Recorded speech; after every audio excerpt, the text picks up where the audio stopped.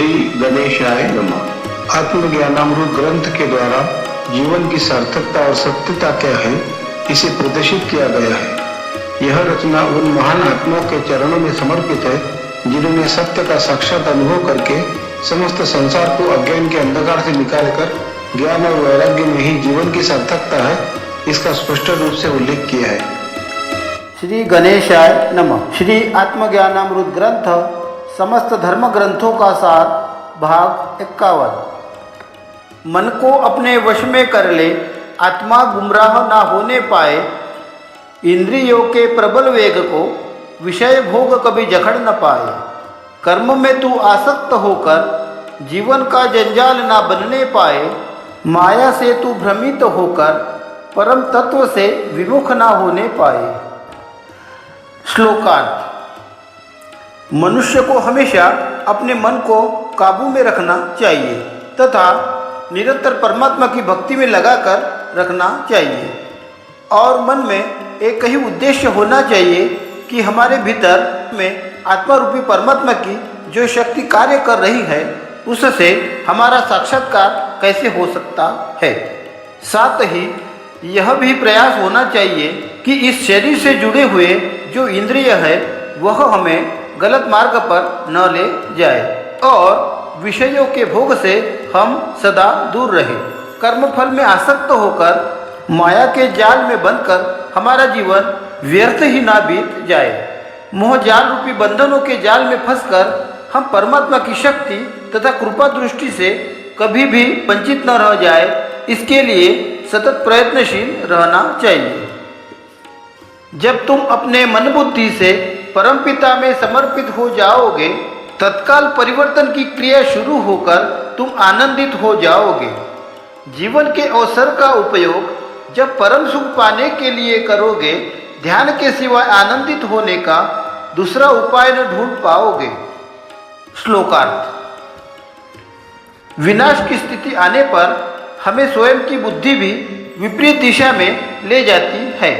इसलिए भगवत गीता में भगवान कृष्ण ने अर्जुन को अपनी बुद्धि परमात्मा में समर्पित करने के लिए कहा था, क्योंकि विनाश काल आने पर बुद्धि भी विपरीत दिशा में कार्य करने लगती है। इसलिए यहाँ पर कहा गया है कि हम अपनी बुद्धि से तर्क वितर्क किए बिना परमात्मा में समर्पित हो जाएंगे, उसी समय हमारे जीवन में परिवर्तन की क्रिया चलायमान हो जाएगी और हम परमानंद से ओतप्रोत हो जाएंगे। साथ ही हमें अपने जीवन में सदा के लिए रहने वाले परम सुख की चाहत हो तो हमें अपना समय परमात्मा के ध्यान भजन भक्ति करने में व्यतीत करना होगा। इस नश्वर संसार में केवल ध्यान करने के सिवाय हमें आनंदित करने का दूसरा कोई भी उपाय उपलब्ध नहीं है। अभिनय की कला हो जीवन तेरा, भीतर हो सदा ही परमात्मा। विषय वासना का चिंतन छोड़कर तृप्त रहेगा तेरा आत्मा। अनमोल है यह शरीर तेरा, जिसमें बसा परमपिता परमात्मा। इस मोल को पहचान ले, तब होगा तेरा सफल जीवात्मा। श्लोकार्थ। जिस प्रकार फिल्म तथा नाटकों में अभिनेता अपनी भूमिका को बेखूबी निभाने का भरकस प्रयास करते हैं, उस दृश्य को देखते समय जब हम उसमें मशगूल हो जाते हैं, तब हमें वे पात्र तथा उन कलाकारों के बीच के संबंध वास्तविक तथा सच्चे लगने लगते हैं। परंतु वास्तव में उन सभी कलाकारों की भूमिका एक काल्पनिक होती है। इसी प्रकार हमारे जीवन में परिवार के जो हमारे सगे संबंधी रिश्तेदार होते हैं, हमें वह अपने लगने लगते हैं और हम सोचते हैं कि परिवार के सभी लोग हमारे सच्चे साथी हैं, हमारे लिए यही सब कुछ है। परंतु यहाँ पर सोचने वाली बात यह है कि इस संसार में हर मनुष्य अकेला ही आया है और उसे अकेला ही जाना है, तो फिर हम इन्हें अपना कैसे कह सकते हैं। इसलिए संत पुरुष यहाँ पर हमें संसार की वास्तविकता क्या है, इस विषय संदर्भ के बारे में समझाते हुए कहते हैं कि घर परिवार में रहते हुए हर रिश्ते नातों का संबंध निभाते हुए इस बात का ध्यान रखना चाहिए कि परमात्मा ने हमें इस संसार में केवल अपना कर्तव्य बेखूबी संपन्न करने के लिए भेजा है।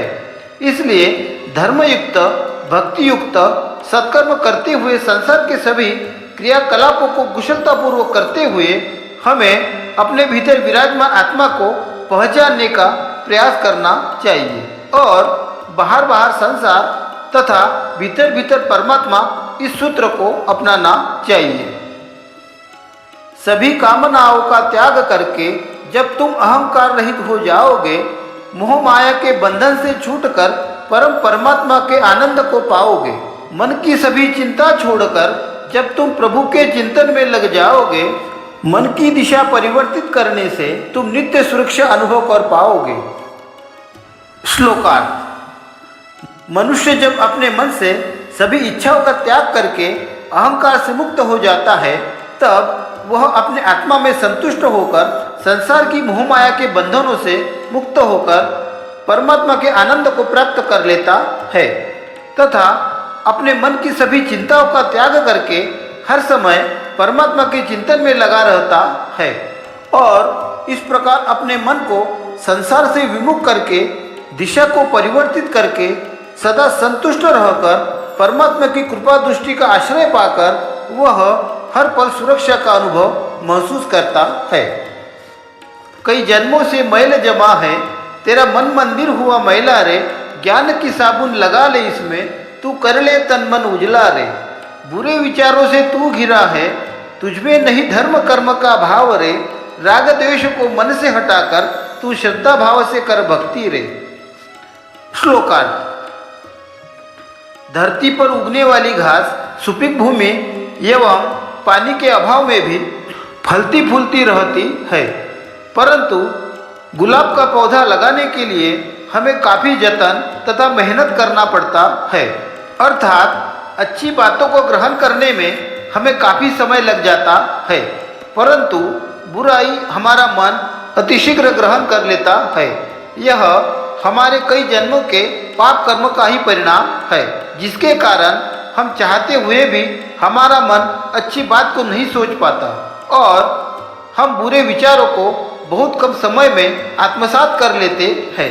इसलिए यहाँ पर संत पुरुष हमें मन की शुद्धता के बारे में समझाते हुए कहते हैं, हे मनुष्य, इस मन के पाप रूपी मैल को मिटाने के लिए ज्ञान की साबुन का इस्तेमाल कर और आत्मज्ञान को प्राप्त करके अपने मन को स्वच्छ तथा निर्मल कर तथा दूसरों के प्रति राग द्वेष की भावना को भीतर से समूल नष्ट करके अपने हृदय को विशाल बनाकर परमेश्वर की अनन्य भाव से भक्ति कर। इस प्रकार हर अवरोध को दूर करते हुए आगे बढ़ने से परमात्मा की कृपा प्राप्त होकर तेरा निश्चित रूप से कल्याण होगा।